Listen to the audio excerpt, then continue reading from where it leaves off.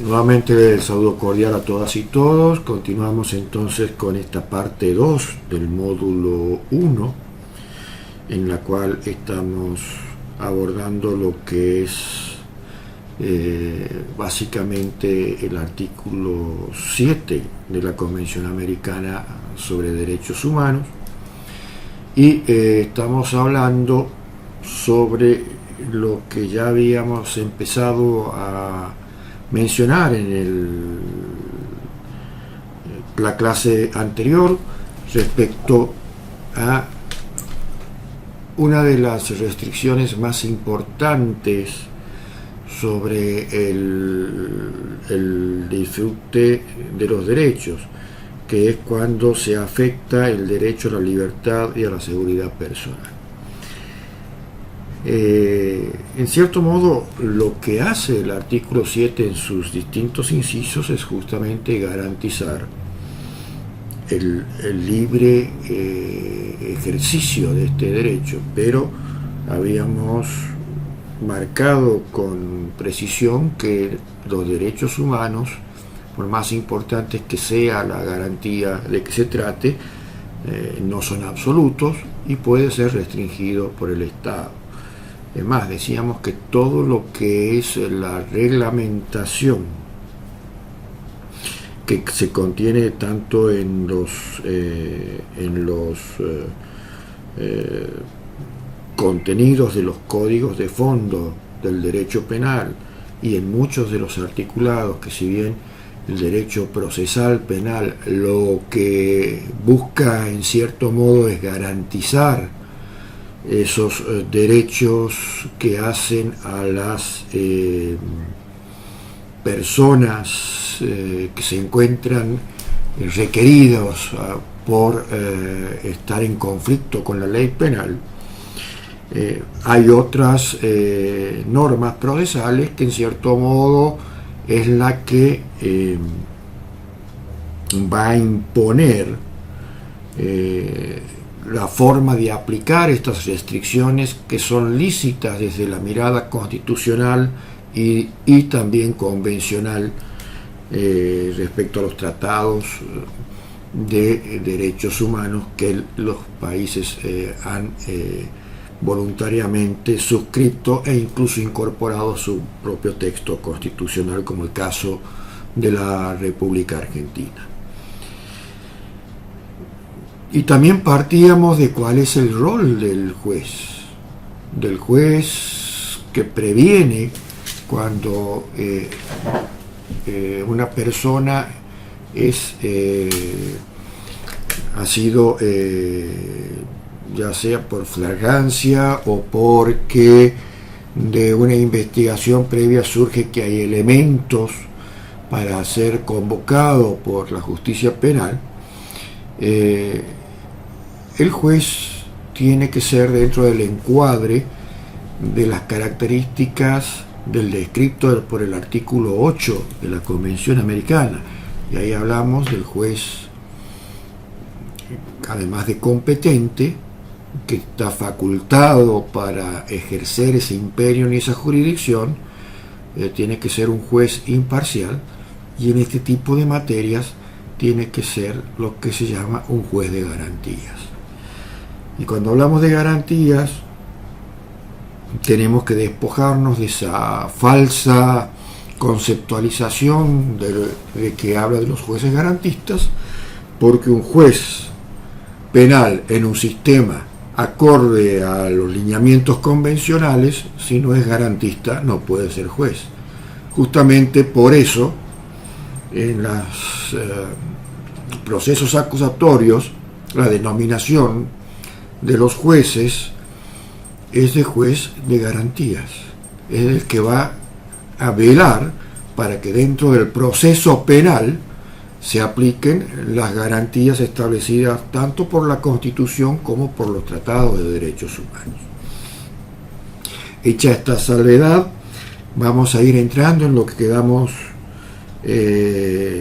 anunciado en la clase anterior sobre el contenido del artículo 7 de la Convención Americana, que expresamente dice que toda persona tiene derecho a la libertad y a la seguridad personales. Ese es el inciso 1 del artículo 7. También, cuando vamos a referirnos a esto, está diciendo la norma general, es decir, el disfrute general, que habíamos hablado de todo lo que es el derecho a la libertad en general, y después ya empieza en su inciso 2 a delimitar lo que es la esfera de la libertad individual o libertad física, que es la que sería comprensible de aquella libertad ambulatoria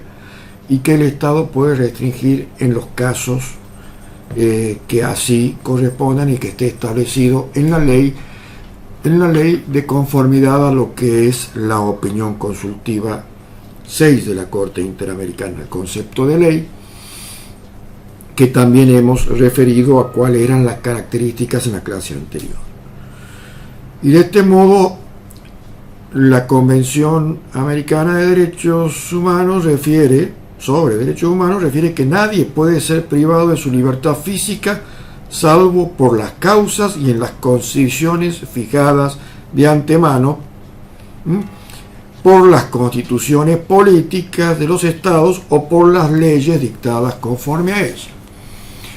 Aquí se está refiriendo a que el marco legal que va a determinar cuáles son las causas por lo que una persona puede ser privada del ejercicio del derecho a la libertad está básicamente fijada en la Constitución. Y consecuentemente a esto, por ejemplo, para la nación argentina, lo podemos remitir al artículo 18 de la Constitución Nacional, que dice que nadie puede ser arrestado sino en virtud de una orden escrita de autoridad competente. Está también fijando que en principio nadie puede ser arrestado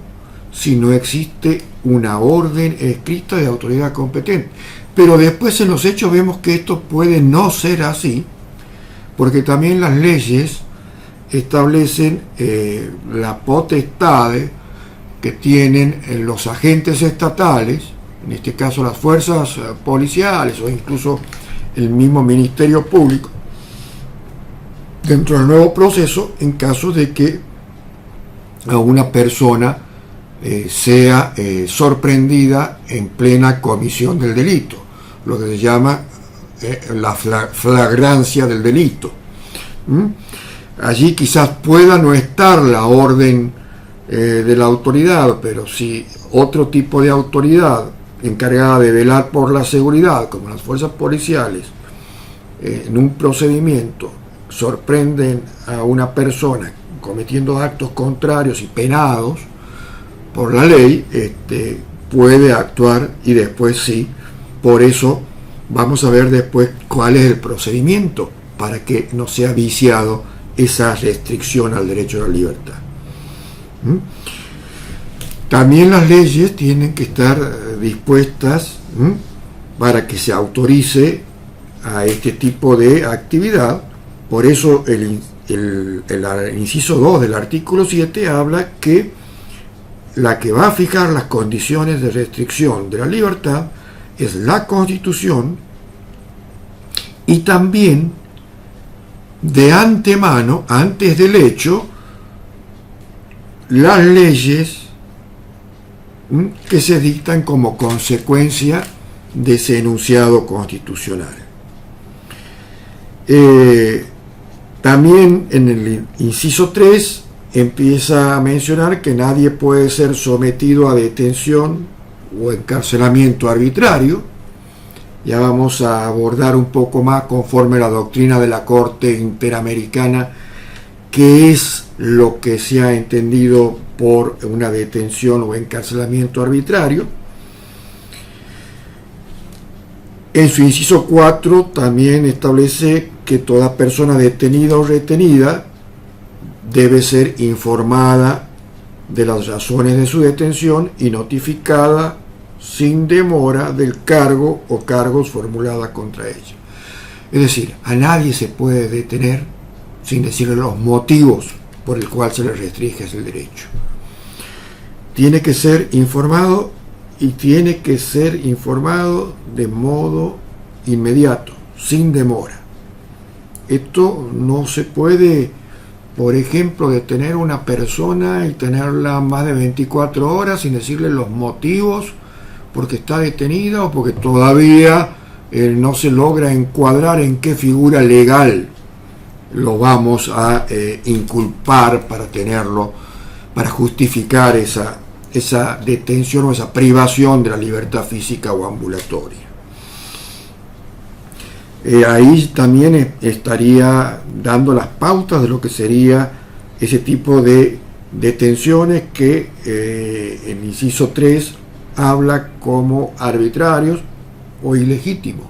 que también hay una diferencia entre uno u otro, pero que es muy fina, digamos, la distinción entre ambos tipos de detenciones. Y también, cuando hablábamos de flagrancia, es decir, se lo detiene por un funcionario que no es de corte jurisdiccional, el inciso 5 dice que toda persona detenida debe ser llevada también sin demora, y cuando hablamos sin demora vamos a ver después en la jurisprudencia de la Corte Interamericana, que es la intérprete final de la Convención Americana, habla de forma inmediata, sin ningún tipo de dilaciones, ante un juez u otro funcionario autorizado por la ley para ejercer funciones judiciales.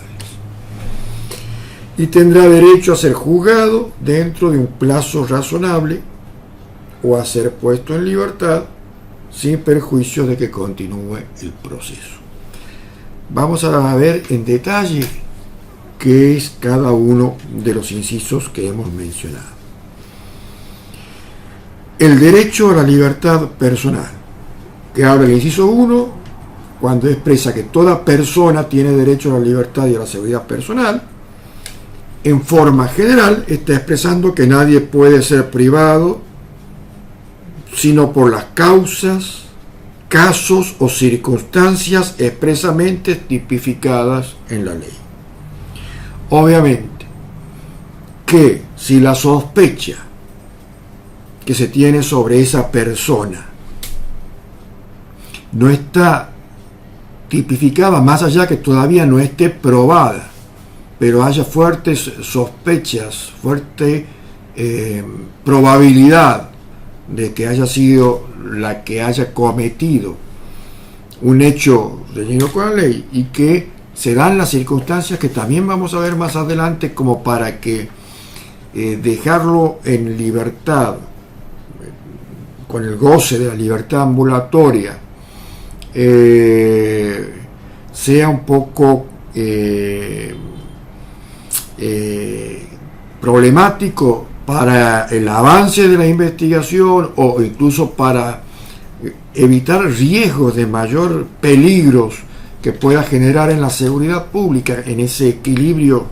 que hablamos ponderativo de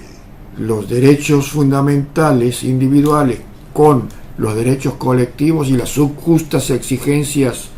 de bien común de una sociedad democrática. Entonces tiene que haber un contexto que es lo que todos en derecho penal conocemos como que tiene que responder a un tipo preestablecido. Los delitos no se los reconocen con posterioridad a la detención de una persona. La misma Constitución política en Argentina dice que nadie puede ser, llegado el caso, condenado mediante una ley posterior al hecho que por el cual se lo persigue o se lo imputa. Tiene que haber una tipificación preexistente, que es el aspecto material, que debe ser en primer lugar verificado por la autoridad judicial en caso de que sea presentado ante sus estrados una persona que ha sido privada de la libertad. Pero no solamente que tiene que estar tipificado, sino que también todos los procedimientos tienen que estar perfectamente definidos por la norma procesal. Esto es un poco, para hablar de actualidad, lo que se discute ante el sistema interamericano respecto a lo que pasa con la dirigente social en Jujuy, Milagro Sala. No solamente sus aspectos vinculados a las condiciones de detención, sino que también la denuncia que se ha instalado ante la Comisión Interamericana apunta a que, si bien se han mencionado determinados delitos, pero que su privación de la libertad, dice la parte damnificada, no se ajustaría a los procedimientos definidos dentro de la norma procesal y que estarían acordes al contexto constitucional y a lo que establece los tratados de derechos humanos, como será en este caso el artículo 7 de la Convención Americana sobre Derechos Humanos. Que ahí estaríamos hablando ya no del aspecto sustancial, sino del aspecto formal. Y también hablábamos que el inciso tercero, en el caso, estaría mencionando que nadie puede, ¿no es cierto?, ser sometido a detenciones o encarcelamientos arbitrarios. ¿Y cuándo se daría un encarcelamiento arbitrario? Para dar una pauta general del concepto de detención arbitraria, tendríamos que mencionar que los métodos y procedimientos empleados para esa detención pueden ser reputados como incompatibles con el respeto a los derechos fundamentales del individuo. ¿Por qué? Porque, entre otras cosas, implica un ejercicio irrazonable, imprevisible o falto de proporcionalidad. Es lo que hablábamos en la clase anterior. Ese test de proporcionalidad, ese ejercicio ponderativo para ver si realmente los elementos que tiene la parte acusadora o la parte, por lo general, el Ministerio Público Fiscal, que es el que va a requerir en la mayoría de los casos que se haga efectiva una prisión preventiva, estaría dentro del concepto de razonabilidad que ya nos referimos, que haya previsibilidad dentro del marco legal y que para fundamentar esa razonabilidad haya superado un test de proporcionalidad respecto a los tres subprincipios que referimos anteriormente como el de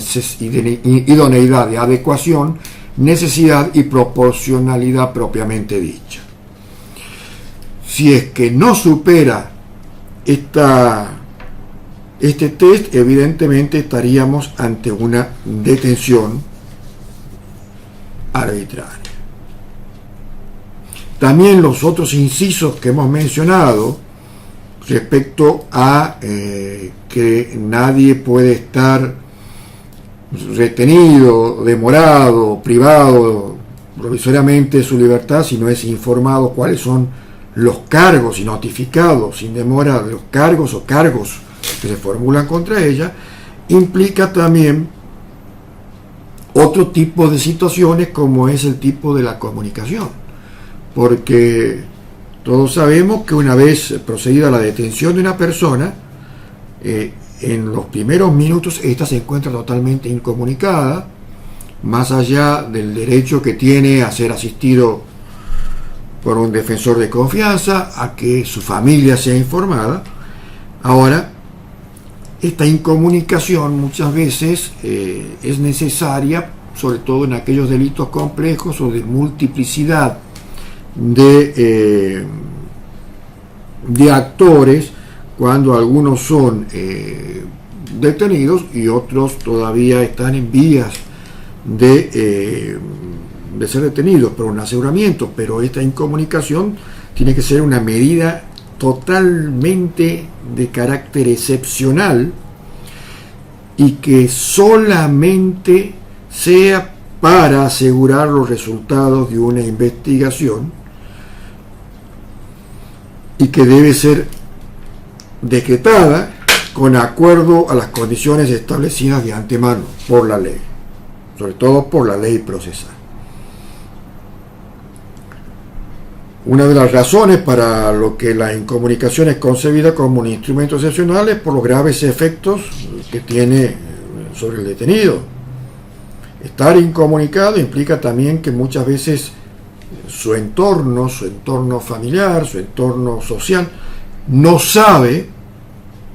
que está detenido.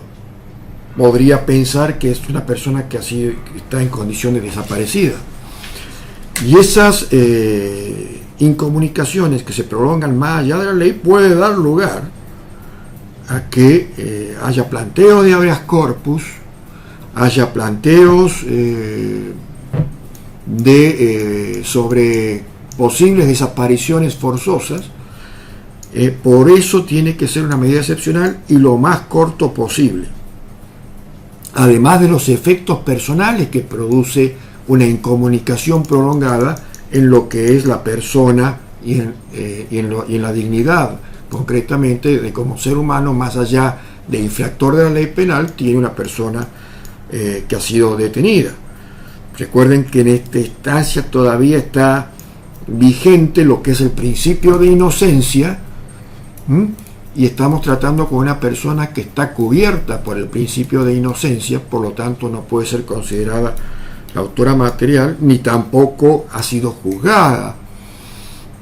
razón por la cual no se puede anticipar ningún tipo de castigo o de pena. ¿Y qué pasa? El aislamiento del mundo exterior produce en cualquier persona sufrimientos morales y perturbaciones psíquicas y la coloca en una situación muy particular de vulnerabilidad y acrecienta riesgos de agresión y arbitrariedad, incluso dentro del mismo lugar donde se encuentra cumpliendo la detención. Por eso la comunicación, el contacto con su defensa, la posibilidad de ejercer la defensa también es fundamental dentro de esta conceptualización. Ya vamos a ver los casos concretos en los cuales todo lo que estamos volcando en esta clase ha sido ya fijado en casos contenciosos, especialmente por la Corte Interamericana, que quizás uno de los casos que más se ha expedido en casos contenciosos sean vinculados a las garantías judiciales y a el avasallamiento a lo que es el ejercicio de la libertad personal como derecho garantido. Dentro de ese contexto habíamos dicho que la persona debe tener en claro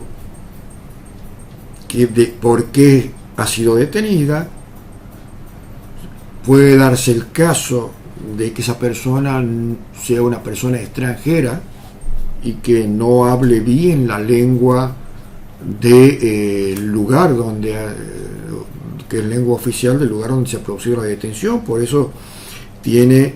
que informarse en el lenguaje que éste entiende. Otro tema es con aquellas personas sordo-mudas que pues solo saben entenderse a través de señas. También hay que tener mucho cuidado a la hora de la detención de estas personas, porque ese derecho a ser informado de las razones y cargos de detención sin demora, también estas personas con esos tipos de discapacidades tienen el mismo derecho que cualquier otra a que se lo haga en la forma y tiempo oportuno y mediante los sistemas aptos para que pueda comprender en forma acabada los motivos de su detención. Esta información no debe estar adornada con tecnicismos jurídicos. Acuérdense que la mayoría de las personas que se detienen no son profesionales del derecho, son personas legas que no conocen los términos jurídicos. Por lo tanto, si la notificación de los cargos viene con toda una serie de fórmulas y frases propias de letrados, obviamente no va a cumplir con las finalidades que exige estas normas, estos enunciados. Recuerden que las normas convencionales son enunciados mínimos. De ahí para arriba todo, de ahí para abajo nada. Por lo tanto, tiene que satisfacer estos enunciados mínimos convencionales que, vuelvo a repetir, también son constitucionales. El otro aspecto es el famoso tema de ser llevado sin demoras ante el juez. Esto es algo que muchas veces ha sido objeto de discusión en cuanto a reformas legislativas, desde cuánto tiempo se pasa desde que una persona es detenida hasta que es puesta en presencia del juez para realizarse en lo que en el nuevo proceso penal acusatorio sería el control de la detención. Muchas veces se ha discutido el plazo que debe tener ese tiempo de detención hasta que es llevado y el texto constitucional y convencional es categórico, ¿no? Sin demoras ante el juez. Prácticamente tiene que haber una inmediatez entre el momento de la detención y la puesta en presencia de la persona ante el juez de control o garantías, porque si no estaríamos infringiendo este inciso del artículo 7. Y ojo, mucho se ha discutido y ha habido casos también que ha tenido que resolver, que decían, bueno, una vez detenido por la policía, por ejemplo, después es notificado el fiscal interviniente, estaría ya en presencia de una autoridad judicial y sería suficiente como para decir ha sido puesta sin demora. Pero no, la norma es categórica ante el juez o el que tiene poder jurisdiccional. El fiscal no lo tiene, el fiscal es parte del proceso. Por lo tanto, no suple este derecho de ser llevado sin demoras ante la autoridad judicial que el fiscal esté en conocimiento o haya entrado en contacto con la persona detenida.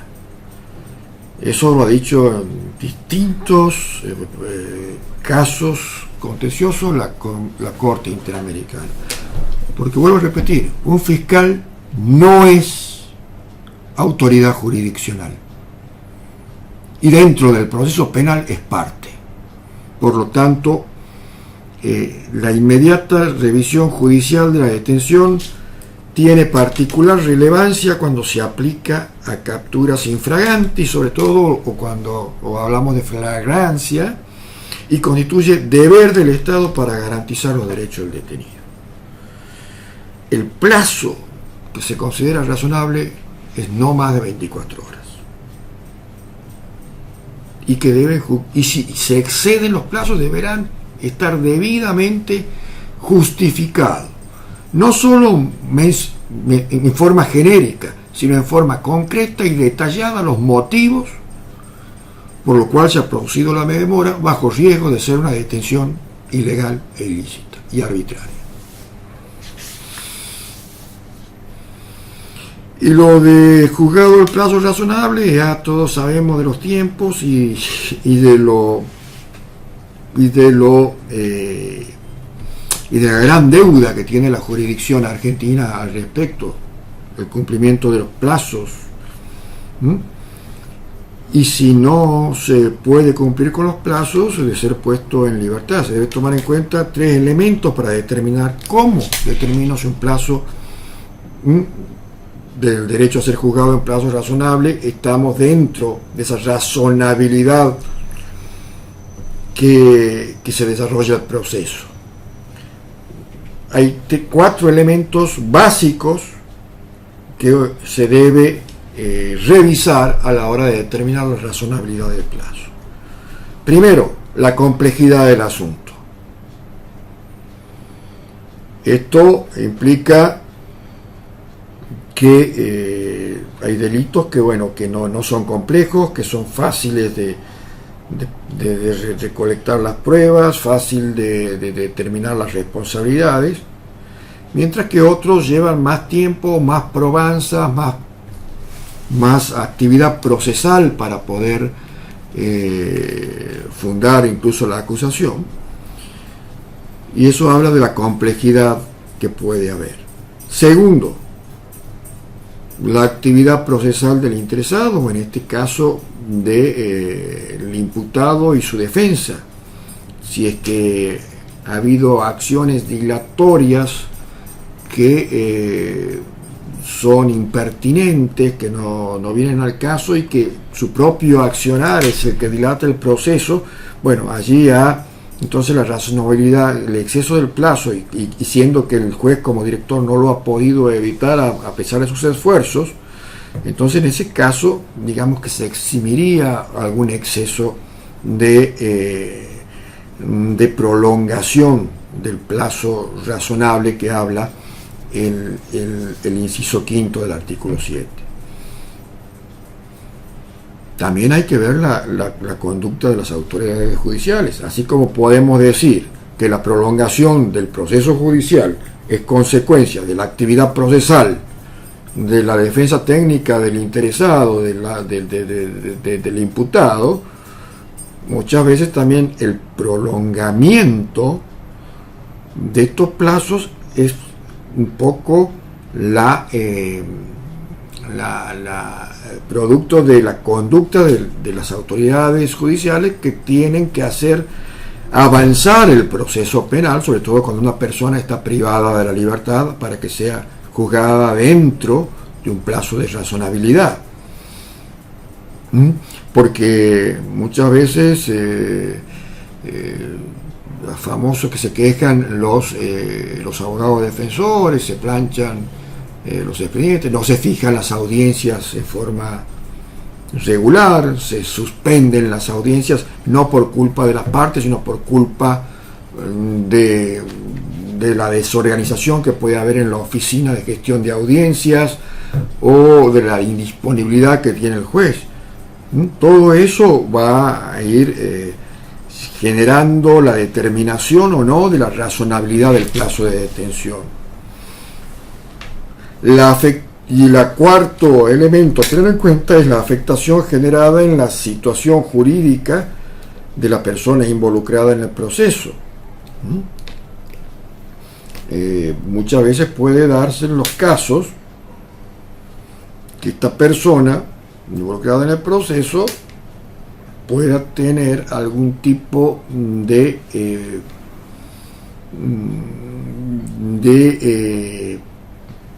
inconveniente que goce de la libertad durante el proceso. El famoso caso que ahora en la Argentina está tan de moda, la famosa mal llamada teoría Irursum, que dice que, por ejemplo, una persona que hasta hace poco ha ejercido algún cargo público y es requerido por delitos contra la administración pública, pueda tener influencias conocidas y que pueda, estando en libertad, borrar pruebas, complicar la investigación, o incluso personas que no son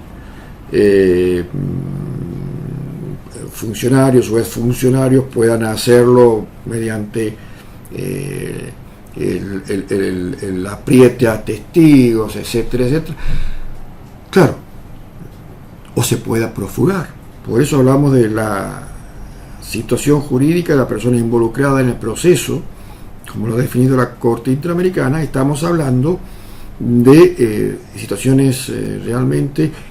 que cuando se las va a fundar como causa para evitar que la persona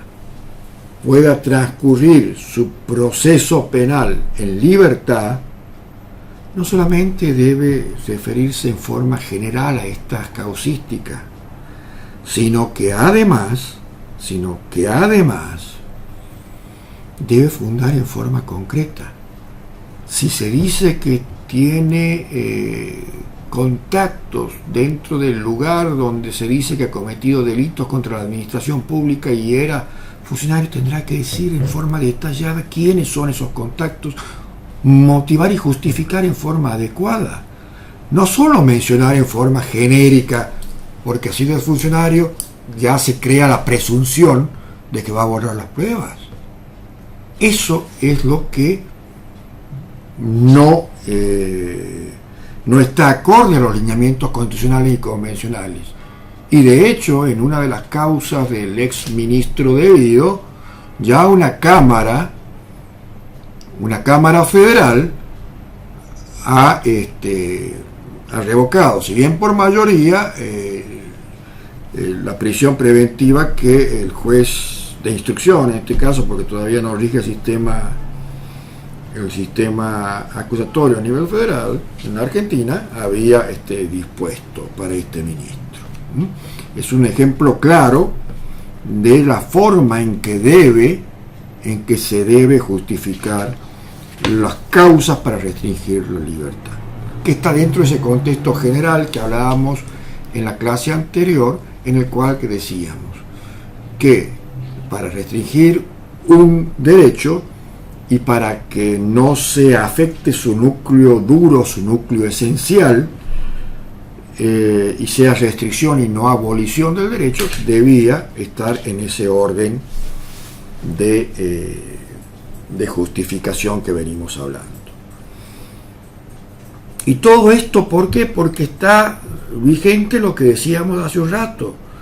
el principio pro homine, que también en derecho penal, y dentro de ese principio pro homine, la exteriorización en la rama penal es el principio de presunción de inocencia, que es el que va a considerar que justamente toda persona sea considerada inocente hasta tanto no se obtenga un pronunciamiento de una sentencia condenatoria firme que destruya ese estatus jurídico que la Constitución y los tratados le dan a toda persona mientras no sea juzgado y de que es inocente y reconocido a todo ser humano por su propia naturaleza. Ahí se aplica estos estándares de respeto hacia la dignidad humana, que es el fin del derecho y el fin de toda garantía constitucional y toda garantía contenida en los tratados internacionales de derechos humanos. Por eso, otra cuestión que debe tenerse muy en cuenta, que toda prisión preventiva es una medida cautelar. No tiene fines penales propiamente dicho, es decir, de aplicar la pena. Cuando una persona es detenida no es para satisfacer tampoco la sed de revancha que quizás de forma legítima puede sentir las víctimas o sus causavientes del hecho penal cometido, sino tiene solamente fines cautelares y fines procesales. Por lo tanto, desde esa perspectiva tienen que ser analizadas todos estos elementos. Habíamos hablado ya de entorpecer o obstaculizar la marcha del proceso, también el peligro de la fuga. También estos, por el principio de inocencia, volvemos a reiterar y remarcar, no se presumen. O sea que la sola invocación genérica no es suficiente para justificar una detención, sino que se debe decir con precisión cuál sería la forma, en el caso concreto, que esta persona obstaculizaría la marcha del proceso, con nombres propios, si es posible, o de qué forma podemos razonablemente justificar que existe ese peligro de fuga, que es una de las excepcionalidades para sostener una prisión preventiva. ¿Por qué? Porque volvemos a reiterar que el principio fundamental que regula toda institución de la detención preventiva es el principio de excepcionalidad. No es la regla, es la excepción. Y por eso distintos informes de relatoría de la Comisión Interamericana de Derechos Humanos viene advirtiendo desde años atrás que en todos los países latinoamericanos el principio es inverso. La regla es la detención y la excepcionalidad es que la persona transite en libertad durante el proceso. Y que, bueno, puede ser que todos los casos estén justificados, pero la causística y estadística que llegan a los tribunales internacionales hace presumir que no, porque muchas veces las detenciones han sido justificadas de modo genérico, es decir, porque hay peligro de fuga, porque puede entorpecer la marcha del proceso, porque tiene influencia, porque puede borrar pruebas, etcétera, etcétera, pero no dice el modo, la forma ni la particularidad del caso concreto, lo que hace que esa detención se vuelva arbitraria.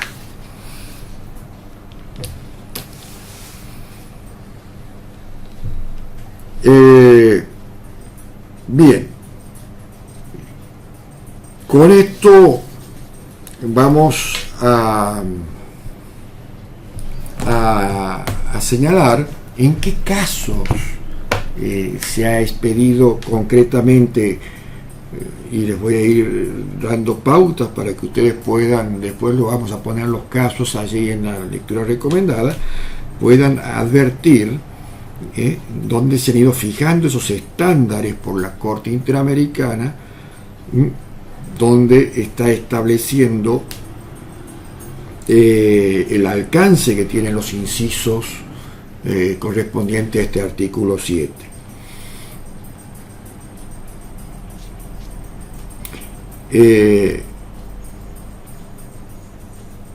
Y lo que decíamos en la clase anterior, en el caso de Uzón Ramírez versus Venezuela del año 2009, la Corte sentó con mucha precisión que el derecho a la libertad admite restricciones, como veníamos diciendo, que deben ajustarse a los artículos 30 y 32.2. ¿Se acuerda que lo mencionamos en la clase anterior de la Convención? Dijo la Corte en esa oportunidad, vuelvo a reiterar, el caso Uzón Ramírez versus Venezuela del 20 de noviembre de 2009, que como principio nadie puede ser privado de la libertad física, salvo la posibilidad de adoptar injerencias por las causas fijadas de antemano por las constituciones políticas de los Estados partes y por las leyes dictadas conforme a ellas. Eso es lo que hace una expresa remisión al texto literal del inciso 7.2. Y allí es cuando habla que no es una remisión indeterminada, sino que debe tener ciertos parámetros de que tales normas estén contenidas en la Constitución y en las leyes, como habíamos mencionado también en la clase anterior. Respecto a la privación arbitraria, les recomiendo ver el caso Chaparro Álvarez y Lapo Iñiguez versus Ecuador, que es un caso señero donde también ha hecho mención respecto de que la detención es claramente ha mencionado como arbitraria aquella que no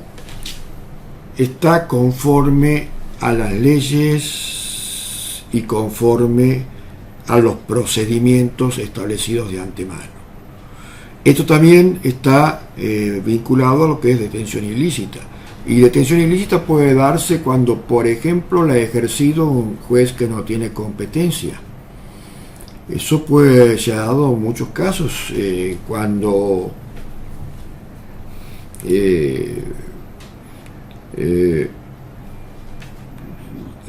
ha ocurrido de que no se ha determinado con exactitud en qué lugar se ha cometido el delito y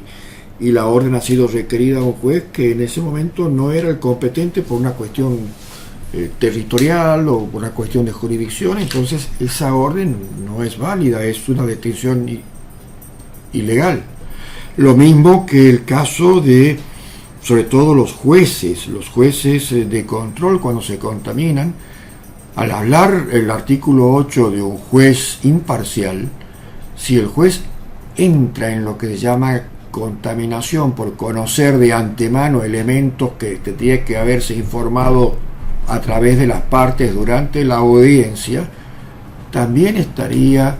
ese juez procediendo en caso de acreditarse esa circunstancia a una detención ilegal, porque no sería el juez competente e imparcial que es el único que puede ordenar la privación de la libertad de una persona conforme al artículo 8 de la Convención Americana de Derechos Humanos. Bien, y esto, vuelvo a repetirle, ha sido analizado en el caso Chaparro Álvarez contra Ecuador, también que ha tratado todo lo que es la prohibición de prisiones arbitrarias o de privación arbitraria de la libertad.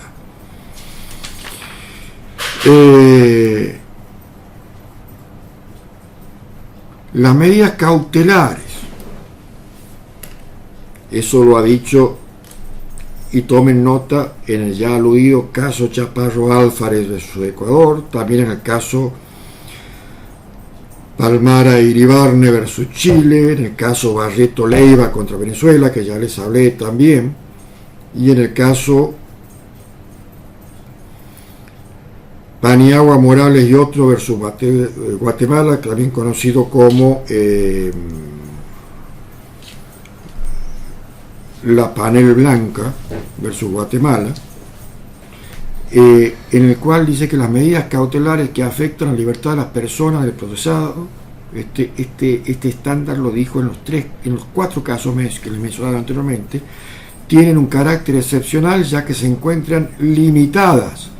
por el derecho a la presunción de inocencia y los principios de legalidad, necesidad y proporcionalidad indispensables en una sociedad democrática. Vuelve la Corte a reiterar la importancia que le habíamos asignado a lo que es la razonabilidad y el principio de proporcionalidad en la aplicación de las medidas de excepcionalidad, como lo remarca de la prisión preventiva, que siempre va a estar limitada por el principio de inocencia. Al no haber condena, toda decisión que restrinja la libertad de una persona está gobernada por el principio de proporcionalidad.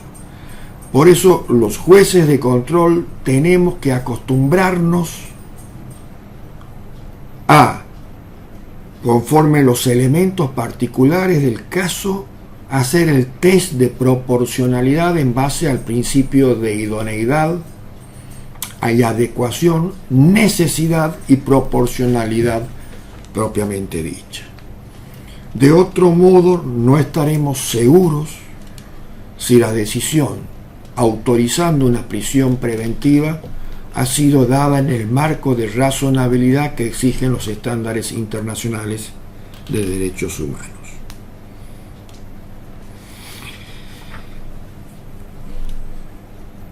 Bueno, ya hemos hablado un poco de lo que es la obligación de ser presentado ante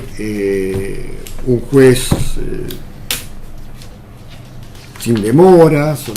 los términos de la incomunicación y las excepcionalidades de las prisiones preventivas. Ahora vamos a ver de qué modo, sobre todo quien ejerce la defensa de una persona, puede actuar en caso de que se produzcan este tipo de detenciones o afectaciones a la libertad personal. Y ahí el artículo 7 también, su inciso sexto, está en cierto modo haciendo referencia a lo que también lo tenemos en las legislaciones, en las constituciones de nuestros países latinoamericanos y en las leyes de procedimientos penales, que es el remedio para en los casos en que ha sido afectado arbitraria o ilegalmente el derecho a la libertad física, personal o ambulatoria, que es el remedio del habeas corpus, que no es un recurso, sino es una acción que todo ciudadano que puede encontrarse detenido o preso o está en riesgo de ser detenido, puede peticionar ante el juez o tribunal para que resuelva si este arresto o esta persecución penal es legal y en su caso si debe alzarse o anulársela o mantenerla, ¿no? Ahí estamos hablando de uno de los tipos de habeas corpus que pueden ser empleados dentro de lo que es la materia de la defensa contra este tipo de persecuciones arbitrarias que pueden darse en el marco del ejercicio de la libertad personal. O sea que la forma de protección que se tiene ante este tipo de vicios que puede afectar este derecho fundamental es la garantía, es una garantía constitucional porque está en casi todas las constituciones, además contemplado, vuelvo a reiterar, en los textos de la